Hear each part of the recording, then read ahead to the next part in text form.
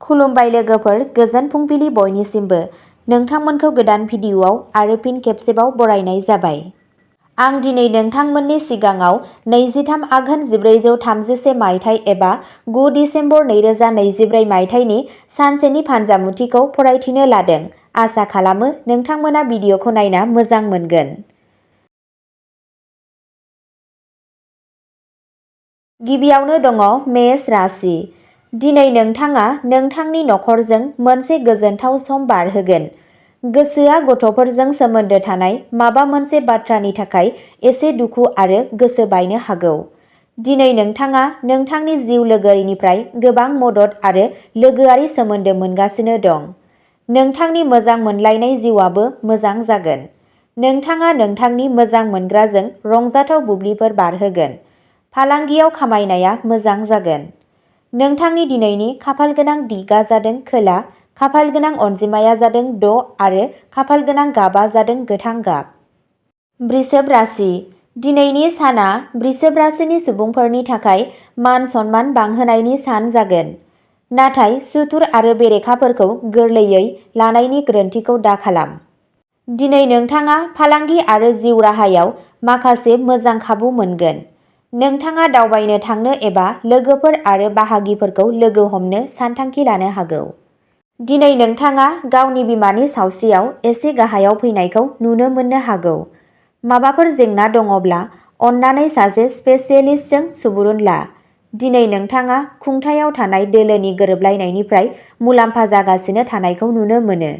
बेलासियाव नोंथाङा गावनि जिउ लोगोरिजों फुजा एबा थानसालि बायदियाव थांनो हागोन। नोंथांनि दिनैनि खाफालगोनां दिगा जादों साहा, खाफालगोनां अनजिमाया जादों 5 आरो खाफालगोनां गाबआ जादों गोथां।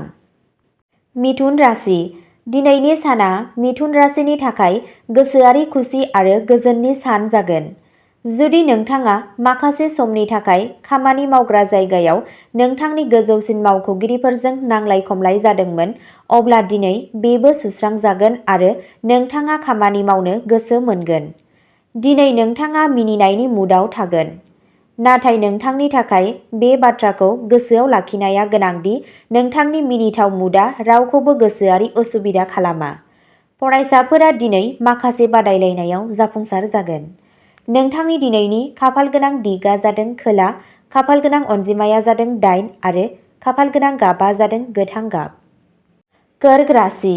दिनै नोंथांनि सानथांखिया फालांगि आरो खामानिनि जायगायाव जाफुंसार जागोन। दिनै समाजारि बिथिङाव नोंथांनि गोहोम आरो गोनांथिया बांगोन। नोंथांनि मान आरो मान सन्मानाबो बांगोन। दिनै नोंथाङा गावनि गथ'फोरनि बिबानफोरखौ मावफुंनो थाखाय रां बाहायनो हायो। धोरोमारि हाबा आरो दान होनाय हाबाफोराबो दिनै नोंथांनि आखायाव आबुं जानो हागौ। दिनै नोंथाङा नोंथांनि माखासे समखौ गावनि नखरनि फिसा-फिसाफोरजों गेलेमु गेलेनायाव हगारगोन। फरायसाफोरा गावसोरनि मेलेमारि गोहोनि मुलाम्फा मोनगोन। नोंथांनि दिनैनि खाफालगोनां दिगा जादों सोनाब, खाफालगोनां अनजिमाया जादों 8 आरो खाफालगोनां गाबआ जादों खमला गाब। सिंह राशि। दिनैनि साना मोजां जागोन। नोंथाङा नोंथांनि खामानिनि आयदायाव माखासे गोदान मावथांखिफोर जागायनो हागोन। नोंथांनि थाबथानाय जायखिजाया खामानिखौबो दिनै फोजोबनो हागोन।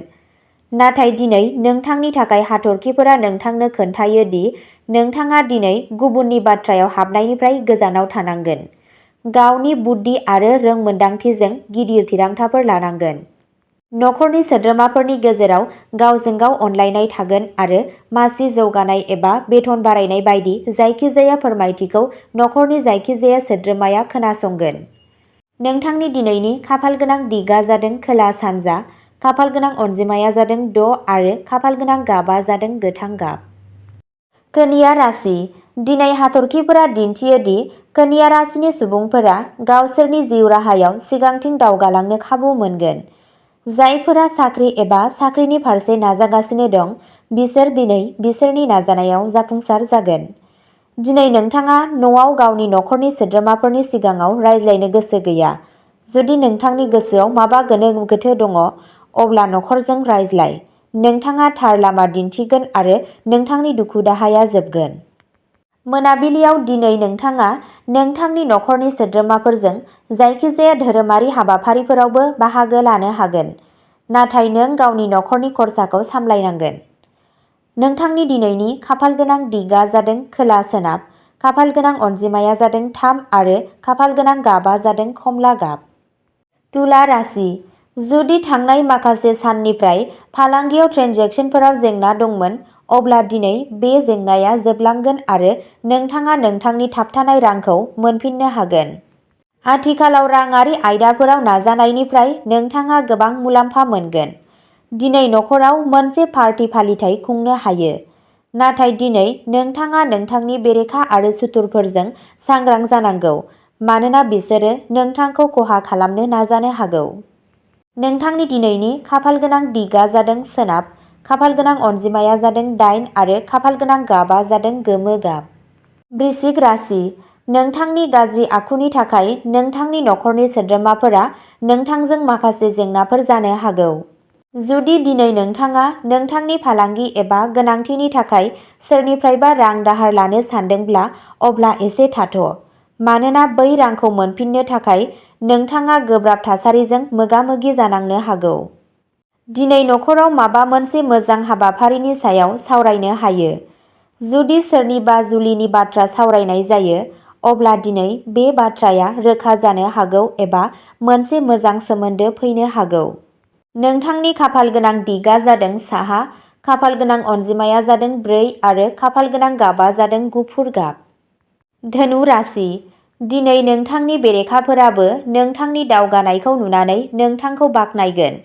दिनै नोंथाङा सोरखारि बिथांखिफोरनि मुलाम्फा लानो नाजागोन, नाथाय माबा मोनसे जाहोननि थाखाय नोंथाङा बेबादि खालामनो हानाय नङा। दिनै नोंथाङा नोंथांनि रांनि माखासे बाहागोखौ समाजारि आरो धोरोमारि हाबाफारिफोरावबो बाहायगोन। मोनाबिलियाव नोंथाङा सोरबा सिनायजानाय सुबुंजों मोनसे हारिमुआरि हाबाफारियाव बाहागो लानो खाबु मोनगोन। जुदि नोंथाङा बादायलु आनजादाव नुजानो लुबैयो, अब्ला दिनैनि समखौ आबुङै बाहाय। नोंथांनि दिनैनि खाफालगोनां दिगआ जादों सोनाब, खाफालगोनां अनजिमाया जादों 7 आरो खाफालगोनां गाबआ जादों गोथां गाब। मकर राशि, दिनै नोंथाङा नोंथांनि नाजानायाव जाफुंसार जागोन। नोंथाङा फालांगियाव बाहागोआरिफोर आरो लोगोफोरनिफ्राय मदद मोनगोन। खामानियाव थिसनजानाय सुबुंफोरा दिनै जायखिजाया नांलायनाय आरो नांलायनायनिफ्राय गोजानाव थानांगोन, नङाब्ला गोसोआरि दुखु जानो हागौ। बेलासिनि सिगां नोंथांनि न'आव सासे आलासि फैनो हागौ, जायनि थाखाय नोंथांनो माखासे रांबो खर्सा जागोन। नोंथाङा गथ'फोरनि सोलोंथाय आरो जिउ राहानि थाखाय जिंगा जानो हागौ। नोंथांनि खरसाया एसे बांगोन। सावस्रिनि बेलायावबो नों रां बाहायनांगोन। नोंथांनि दिनैनि खाफालगोनां दिगआ जादों खोला सोनाब, खाफालगोनां अनजिमाया जादों 8 आरो खाफालगोनां गाबआ जादों गलापि गाब। कुम्भ राशि, दिनैनि साना कुम्भ राशिनि सुबुंफोरनि गोहोम आरो गोग्गानायखौ बांहोनायनि सान जागोन। नाथाय दिनै सुथुरनि थाखाय नोंथाङा फालांगियाव खहा जानो हागौ, बेनिखायनो नोंथाङा बेरेखाफोरनिफ्राय सांग्रां जानांगोन। रांखान्थियारि बिथिङाव दिनै नाजानायनि मुलाम्फा मोनगोन। जुदि नोंथाङा खामानियाव थांगासिनो दं, दिनै नोंथाङा मावख'गिरि थाखोनिफ्राय मदद मोनगोन। नोंथाङा दिनै नखरनि सासे सोद्रोमाखौ हेफाजाब होनो सिगांबोनांगोन, जाय नोंथांनि गोहोमखौ बांहोगोन। मोनाबिलिया नोंथांनि रंजानाय आरो रंजानायाव बारहोगोन। हाबा जानाय जिउआव नोंथाङा नोंथांनि जिउ लोगोरिजों मोनसे गोरोबनाय सोमोन्दो लाखिगोन आरो नोंथाङा नोंथांनि जिउ लोगोरिनो मोनसे अनथोबबो होनो हागोन। नोंथांनि दिनैनि खाफालगोनां दिगआ जादों सानजा, खाफालगोनां अनजिमाया जादों 3 आरो खाफालगोनां गाबआ जादों सोमखोर गाब। मीन राशि, दिनैनि साना मीन राशिनि सुबुंफोरनि थाखाय मोनसे गलाय-गथाय सान जागोन।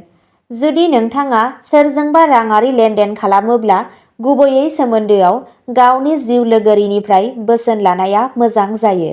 जुदि नोंथाङा दावबायनो थांगासिनो दं, अब्ला दिनै नोंथाङा नोंथांनि बेसादखौ आबुङै जोथोन लानांगोन, नङाब्ला बेसादखौ खोमानो एबा खावनो गिनाय थागोन। दिनै नोंथाङा जायखिजाया समाजारि हाबाफारियाव बाहागो लानो हागोन। दिनै नोंथाङा धोरोमारि हाबाफोरावबो बाहागो लानो हागोन। नाथाय दिनै नोंथांनि खरसाया बांगोन। हरखाब खरसायाबो मोनसे लोब्बा जानो हागौ, बेनिखायनो गोसो हमथानानै खामानि माव। नोंथांनि दिनैनि खाफालगोनां दिगा जादों खोला, खाफालगोनां अनजिमाया जादों 7 आरो खाफालगोनां गाबा जादों रेजें गोथां। अब्ला दिनैनि राशि फरायथिनाया एसेनोसै। नोंथांमोनहा बेबादिनो सानफ्रोमबोनि फानजामुथिखौ मिथिनो थाखाय चेनेलखौ साबस्क्राइब खालामनानै लादो आरो भिडिअखौ नायनानै मोजां मोनदोंब्ला अन्नानै लाइक, शेयार आरो कमेन्टबो खालामनानै होलांब्लानो जाबाय। गोजोन्थों।